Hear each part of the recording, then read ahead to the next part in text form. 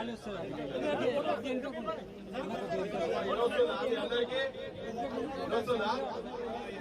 ప్రతిపాదన కరెక్ట్ అంటే దానికి నేను మొదలు చెప్తాను నేను ఎందుకో. ఎందుకంటే ఇక్కడ అధికార పక్షం ఉన్నది, ప్రతిపక్షం ఉన్నది, ఇద్దరు ఉన్నారు. అధికార పక్షం వీళ్ళన్న ఆయన రూపంలో ఉన్నాడు. నాకు కొంచెం బాధ ఉన్నది ఏంటంటే ఈ సభ ట్యాంక్ బండ్ మీద విగ్రహం కనుక పెట్టేది ఉంటే చాలా నేను గర్వపడేటువంటి మనిషి. తన స్వతహా తన కూడా దుర్గుణాలను దురలవాట్లను అన్నిటి జయించి ఒక మార్గదర్శకంగా నిలిచినటువంటి వ్యక్తి. నలుగురు రాష్ట్రపతులతోని అవార్డు తీసుకున్నాడు ఈయన. పెద్ద మనిషి మామూలైన కాదు. 4 ప్రధానమంత్రులతోని, అబ్దుల్ కలాం అసంటోళ్ళు కావచ్చు, ప్రధానమంత్రి ఇందిరాగాంధీ అసంటోళ్ళని కూడా ఇట్లా కూసబెట్టిండు మనిషి. ఆయన కథ చెప్తే ఇప్పుడే మా పాపన్నతో మాట్లాడుతుంటే ఆయన కూడా చెప్పిండు. ఐఏఎస్ ఆఫీసర్లట 29 రాష్ట్రాలకెళ్ళి 28 రాష్ట్రాలకెళ్ళి అందరూ పోయి ఒక ప్రోగ్రాం అయితే అందరిది అయిపోయాక, అభినయం అందరిది అయిపోయాక ఒక సుక్క సత్తయ్య గారు ఒక్క 10 నిమిషాలు మళ్ళా ప్రోగ్రామ్ ఇస్తే ₹1,00,000 ఇస్తామన్నారట.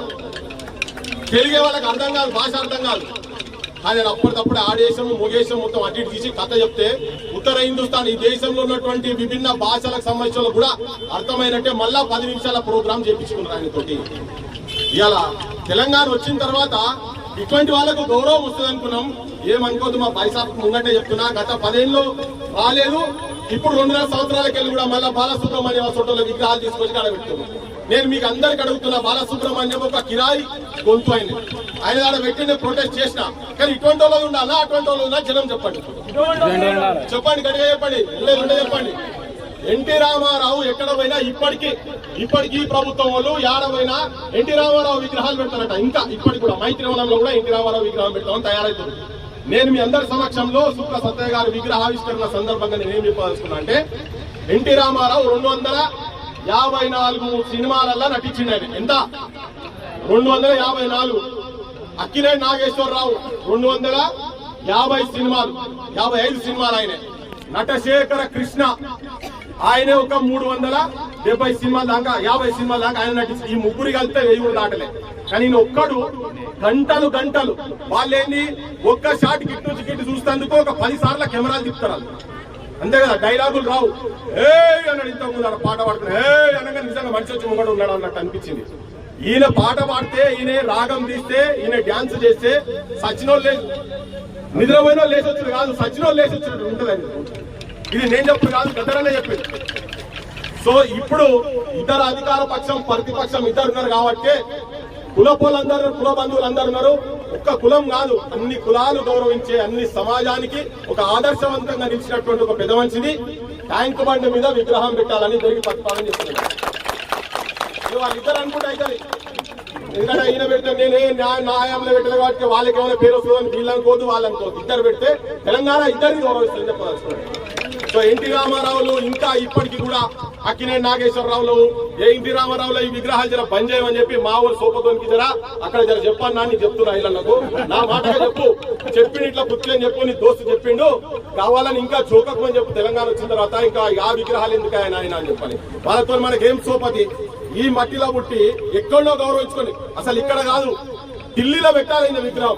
ఢిల్లీ నరి రోడ్డు మీద 3 మాటలు ఎక్కడ ఉంటే, ఢిల్లీలో ఒక కల్చరల్ సెంటర్ ఎక్కడ ఉంటే నేనేం ఎక్కువ చెప్తలేను, నా కులపడం అని చెప్పి నేను ఎక్కువ చెప్తలేను. భారతదేశము గౌరవించుకోదగ్గటువంటి వ్యక్తి పైడి జయరాజులు కావచ్చు, ప్రభాకర్ రెడ్డిలు కావచ్చు, ముచ్చల సత్యనారాయణ గారు అసంటోళ్ళు కావచ్చు, ఇటువంటి ఆణిముత్యాలు తెలంగాణలో ఇంకా చాలా ఉన్నాయి.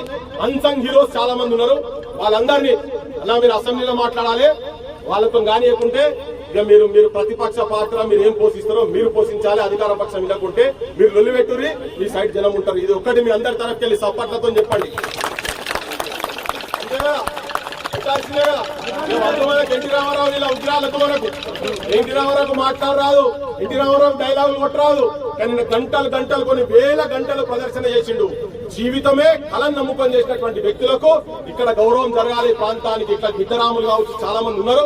నేను ఈ సందర్భం కాబట్టి తను ఒక్కరికి చెప్పదలుచుకున్నా, అది బంద్ చేసి మైత్రివనంలో తనదన్న పెడతారా, సుక్క సత్తయ్య గారి దన్న పెడతారా, లేదా ప్రభాకర్ రెడ్డి గారి దన్న పెట్టుర్రి, పైడి జయరాజ్ దన్న పెట్టండి. సినిమాలలో వాళ్ళని మించిన మొగోళ్ళు తెలంగాణ లేరు, ఆంధ్రప్రదేశ్ మొత్తం కూడా లేరు. ధన్యవాదాలు. ఎవరు నచ్చుకోదు నచ్చుకున్నా నేను చెప్పిన దాన్ని మాత్రం నేను కట్టుబడి ఉన్నా. ఇది వాస్తవం, నా అభిప్రాయంగా నేను చెప్పదలుచుకున్నా. Thank you. ఒక్క నిమిషం. పొద్దున మీరు అన్నట్టుగా ఇక్కడ ఉన్న అందరం ఏకీభవిస్తున్నాం. ట్యాంకు బండి మీద సుక్క సత్య గారు విగ్రహం పెట్టాలని చెప్పి ముఖ్యంగా కోరుకుంటున్నాం. ఈ యొక్క సందర్భంగా మన రాష్ట్ర నాయకులు, మన సంఘం నాయకులు చాలామంది మన మాట్లాడుకుంటూ వచ్చింది.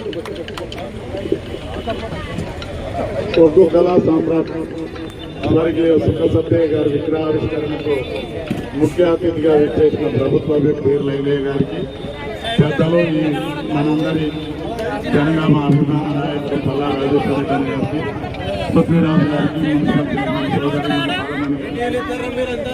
సోదరులారా, ఇప్పటిదాకా ఏడమైనా పృథ్వన్న ఎమోషనల్ గా మాట్లాడుతూ ఉంటాడు. పృథ్వన్న నువ్వు అన్నది నేను కూడా ఏకీభవిస్తా కానీ